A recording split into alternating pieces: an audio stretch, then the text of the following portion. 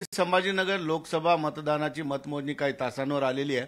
अनेक उमेदवार वेगवेगळ्या पद्धतीचे कामं करतायत. चंद्रकांत खैरे यांनी होम हवन सुरू केलेले आहे. ते जवळपास 2 ते 3 दिवस चालेल. इम्तियाज जलील माझ्यासोबत आहेत. आताच ते जिममधून आलेले आहेत. एकंदरीतच टेन्शन फ्री राहण्याचे सगळे उमेदवार प्रयत्न करतायत. संदीपान भुमरे सुद्धा गावाकडे फार्म हाऊसवर जाऊन आराम करतायत. काही तास राहिलेले आहेत. जलील सर, काय म्हणाल? तुम्ही हसताय, बाकी लोक होम हवन करताय, काही लोक बाबा बुवा घेऊन बसलेले आहेत. तुम्ही एवढं कसं काय रिलॅक्स असू शकता? नाही नाही, काय आहे की 2-3 महिन्यापासून मला जिममध्ये जाता आलं नाही. इतकं आम्ही 20-20 तास काम करत होते. आता मागच्या 5 दिवसापासून मी जिममध्ये जायला सुरुवात केलेली आहे. कारण हेल्थ इज वेल्थ जे म्हणतं ना असं, की आपल्याकडे हेल्थ असेल तरीही आपण पुढे काही काम करू शकेल. तर थोडा फॅमिलीला टाईम देतो, मित्रांसोबत बसतो. आणि एक गोष्ट नक्की मी केलेली आहे, निवडणुकीच्या बाबतीत कोणीही माझ्याकडे येऊन हिशोब दाखवू नका की इतके मिळालेले आहे, तुम्हाला इतके लोकांनी इथे दिलेले आहे, तिथे दिलेले आहे. माझे एक मागच्या 2 इलेक्शनमध्येही मी असं केलं होतं की निवडणूक संपल्यानंतर मी गप्प बसतो. म्हणजे असं नाही आहे की मी तुमने कितने वोट दिए, इनके वोट अपने को मिले क्या, उनके वोट अपने मिले, मी तसं काही करत नाही आहे. माझ्या नशिबात असेल, आता लोकांनी आपलं मतदान केलेलं आहे आणि ते जे काही निकाल येतील ते मान्य असणार. पण चंद्रकांत खैरे यांनी चक्क विजयासाठी होम हवन सुरू केलेलं आहे.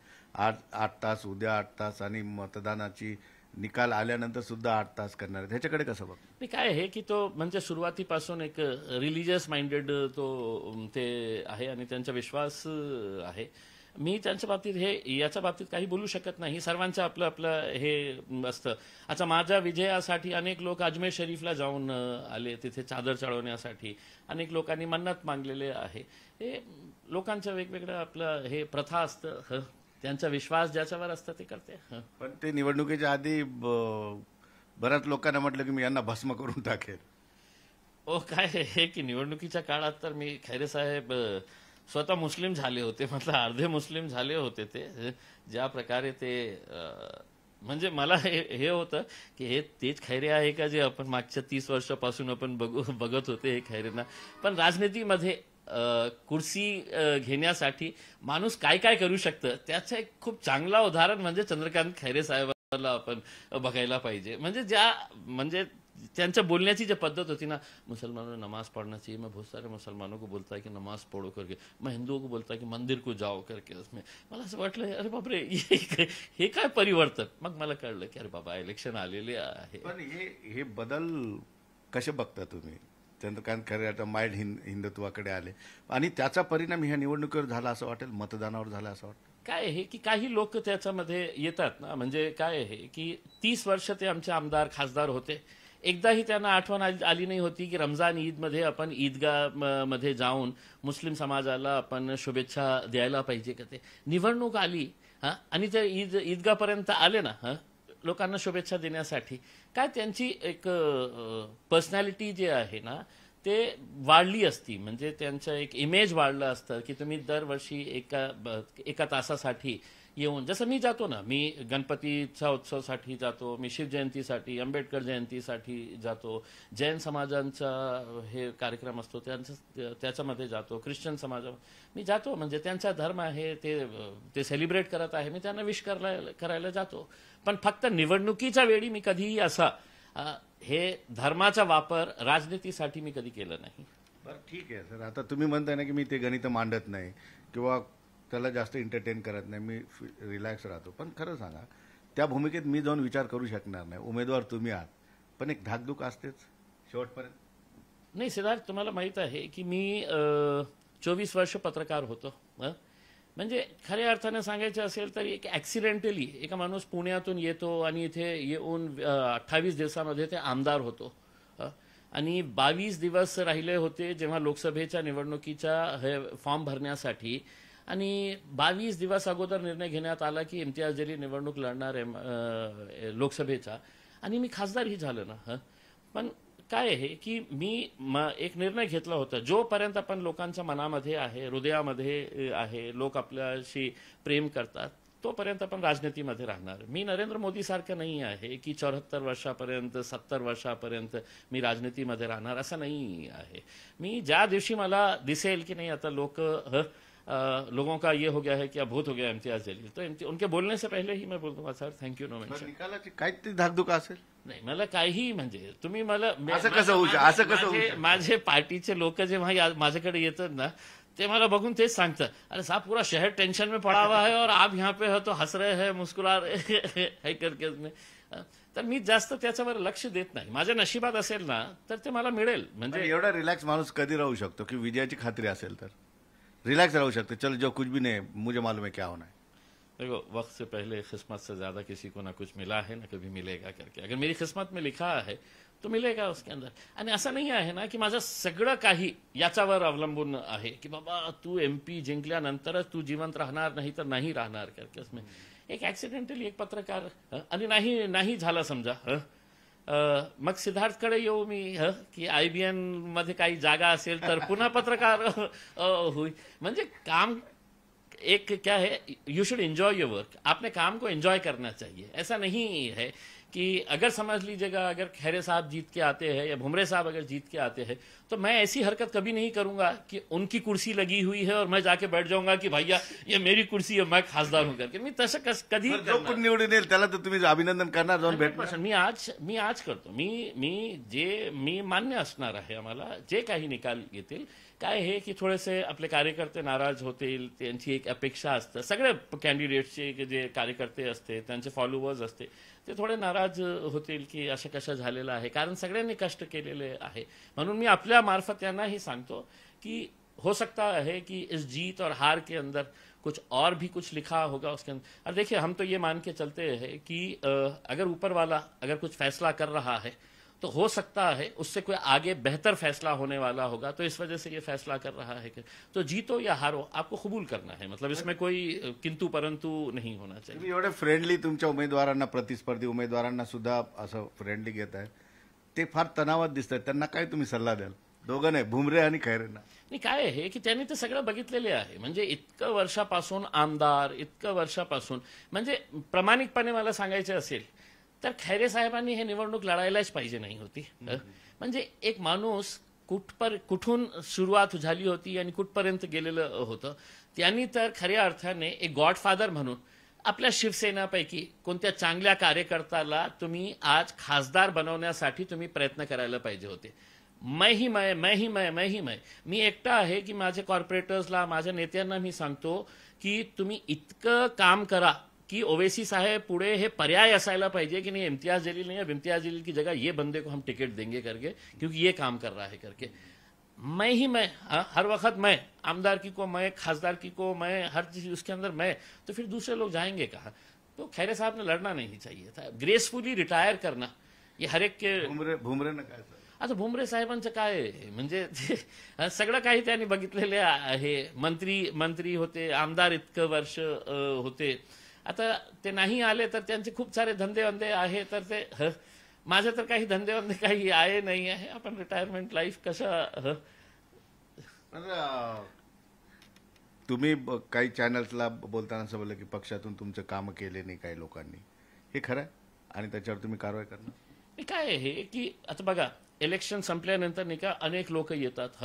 साहब उसने काम किया नहीं, साहब उसने तो उसका काम किया, साहब इसका काम किया है करके. उसमें अनेक लोक नाही का आपलं स्वतःचेही म्हणजे ते काही पर्सनल ग्रीवेन्सेस जे असतं ना ते आपल्या मेरे पास आके तर ते जेव्हा माझ्याकडे येतात की साहब उसने काम ही नहीं किया आपका.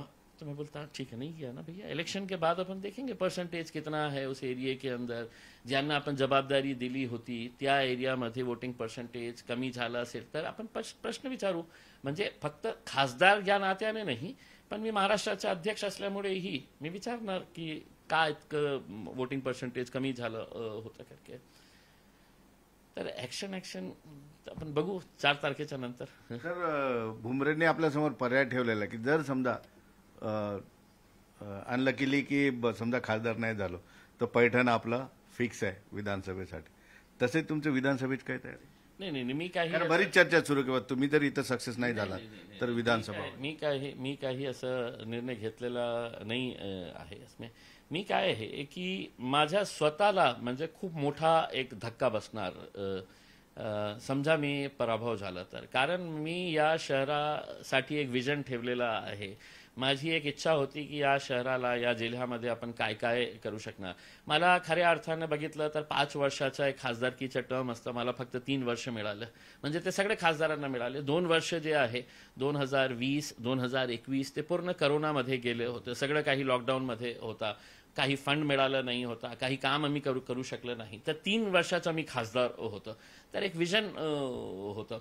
पण एक धक्का याच्यासाठीही लागणार आहे की म्हणजे आपण कितीही काम करू, इन दी एंड लोक जातीच्या आधारावर मतदान करणार असेल हे वाईट वाटतं तुला? ते त्याच्यापेक्षा काहीही वाईट असू शकत नाही. त्याच्यापेक्षा काही वाईट असू शकत नाही.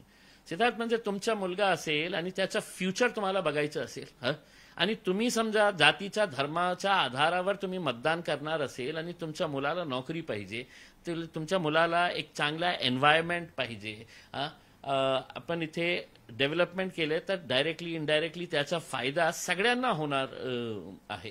पण फक्त आपण जातीचा मुद्दा घेऊन आपण मतदान करणार असेल तर याच्यापेक्षा मी तर लोकांना हे म्हटलं होतं की माझ्यापेक्षा काही चांगलं असेल तर त्यांना मतदान करा तुम्ही, पण फक्त जातीच्या मुद्द्यावर, धर्माच्या मुद्द्यावर तुम्ही मतदान यावेळेस असंच झालंय जास्त. म्हणजे काय आहे की म्हणजे खूप वाईट वाटतं जेव्हा लोक मला हे बोलतो की साहब मराठा समाज जो है वो पूरा भुमरे को गया है, ओबीसी समाज है तो इसको गया है, मुसलमानों ने आपको दिया है, ये इस तरह का. म्हणजे तो दिवस संपायला पाहिजे. म्हणजे राजनीती देशामध्ये हे दिवस संपायला पाहिजे. पण दुर्दैव आहे म्हणजे तिकीट वाटण्यापासून सुरुवात जे होती ना ते कोणत्या आधारावर होती? उमेदवाराचा विचार डोक्यात जातीनुसारच येतो, त्याच्यानंतर सगळ्या गोष्टी. 100% म्हणजे जे तिकीट देणारे जे आहे ते हे त्यांची सुद्धा जात त्यांची जात बघितली जाते की भैया ये एरिया में मराठा ज्यादा आहे. म्हणजे एक काळ होतं ना या शहरामध्ये, एक काळ होतं जिथे रफिक जखरिया सारखे लोक त्यावेळी कोणीही जात धर्म बघायचं नाही, कोणीही बघितलं नाही होतं उसमें. आणि म्हणून त्यांनी काम करू शकलं ना, सगळ्यांसाठी काम केलं ना. आणि मग मागच्या इतक्या वर्षामध्ये काय झालेलं आहे की जाती धर्माचा मी कितीही काम केलं तर काहीतरी तुम्हाला सोशल मीडियावर असे लोक भेटणार आहे तुम्हाला. थोडी खंत वाटते असं होतंय म्हणून. खूप खंत वाटतं. म्हणजे मला इतका राग आला होता जेव्हा मी योगी आदित्यनाथचं एक भाषण ऐकलं हे चुनावच्या दरम्यान. ते काय म्हणाले भाषणामध्ये की मुसलमानों ने कटोरा उठाओ और पाकिस्तान चले जाओ. म्हणजे हे कोणी त्यांना अधिकार दिलेला आहे की इम्तियाज जलीलला पाकिस्तानला जाण्यासाठी मी कटोरा.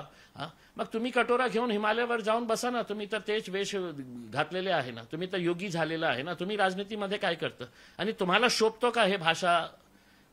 एक सामान्य गुंड प्रवृत्तीचा कोणी असेल राजनीतीमध्ये त्यांनी बोललं तर समजतो मी, तर तुम्ही तर योगी आहे ना.